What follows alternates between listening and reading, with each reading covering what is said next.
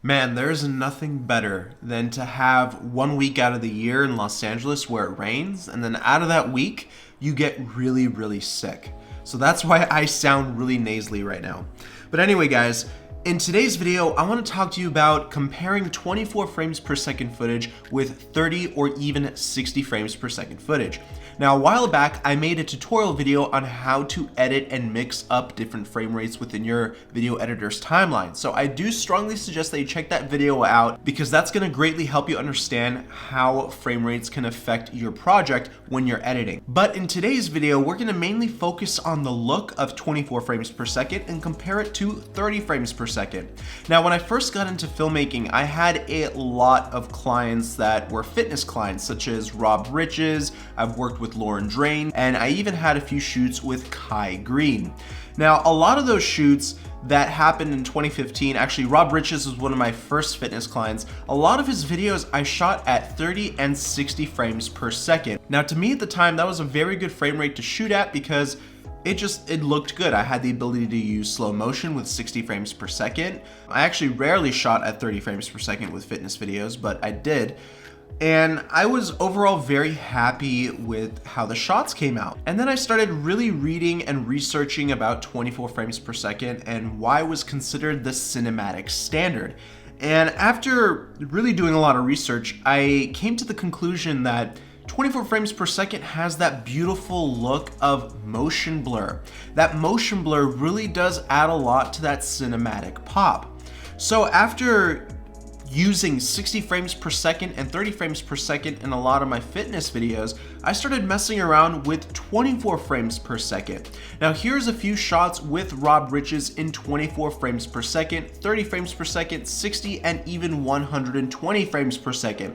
What I really want you to concentrate on is look at that motion blur. That motion blur is how we do get that cinematic flair, and this is what a lot of people are shooting with because they want that cinematic flair. 60 frames per second and 30 frames per second really don't get you that cinematic pop. But wait, give me a second to explain.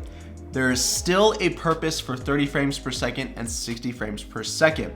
Now, if you did watch that video that I recommended earlier when mixing different frame rates within your timeline, you'll really understand why it's important to actually mix up your frame rates even when you're using a gimbal.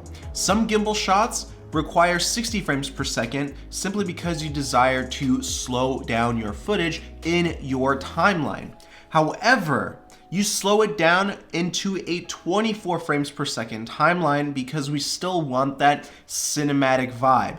So I do recommend, I'm going to keep recommending this video that you watch that mixing frame rate tutorial video, because if you don't watch that video and you're watching this one right now, you're really not going to understand a lot of what I'm saying. But trust me, after you watch that video, it's going to make a lot of sense. Now let's talk about gimbal shots. Yes, it is true. The higher the frame rate, the smoother your shots can be. But I do promise you that if your gimbal techniques are good, even 24 frames per second can look just as smooth as 30 or 60 frames per second. Now, I did start to use a lot of 24 frames per second in my gimbal shots simply because I do love that motion blur and I love the overall look of 24 frames. Using that 1/50th shutter speed really makes 24 frames per second my new favorite frame rate, even though I've been shooting 30 and 60 most of my life, and people, my clients, were happy with that. And now I'm trying to up my cinematic game, and I'm trying to film 24 frames per second and have that be my staple for cinematography. Now, 30 frames per second slowed down to 24 frames per second smooths out your gimbal shots. However, it doesn't really look like it's slowed down. It just looks like a cinematic semi-slow motion type of shots. But trust me, if you're shooting subjects that are moving very fast, you can definitely tell that difference within that motion blur. Now, I also want to recommend this video right here. The first 2 minutes of that video will show you what motion blur can do to your footage. I'm actually using Sandmark ND filters to demonstrate how motion blur can affect your shots, so definitely check out that video. Back to gimbals. Whenever I shot a fitness video, I always shot at 60 frames per second. I had a purpose for this because I want the ability to do slow motion in post.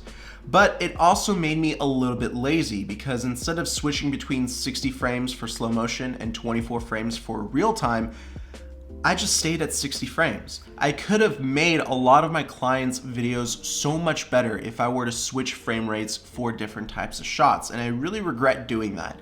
So before you shoot, make sure you plan out when you want to use 24 frames per second and 60 frames per second. Now, let's quickly talk about audio. Your audio should always be recorded at the base frame rate that you'll be editing in, and that is 24 frames per second. Well, at least for me, since I want my videos to look more cinematic.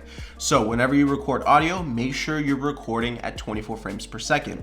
If you're shooting at 30 frames per second and 60 frames per second and you're getting audio from that and importing it into a 24 frames per second timeline, your audio is going to be playing back at a different speed and even at a different pitch, so make sure you plan that out. So as for me, I was shooting a lot of my fitness videos with mixed frame rates when I really got the hang of 24 frames per second. So with some of my fitness videos, I would shoot a lot of the demonstration exercises at 60 frames per second, and all of the voiceover stuff would be 24 frames per second. And then importing that into my Final Cut Pro timeline at 24 frames per second, it just worked out really well. And I was able to use voiceovers and play things back in slow motion to accentuate the demonstration that was currently being seen. So I hope that makes sense. If it doesn't, let me know in the comment section below and I would love to answer your questions. Thanks guys so much for watching, and subscribe with those notifications turned on, and I'll see you soon. Peace.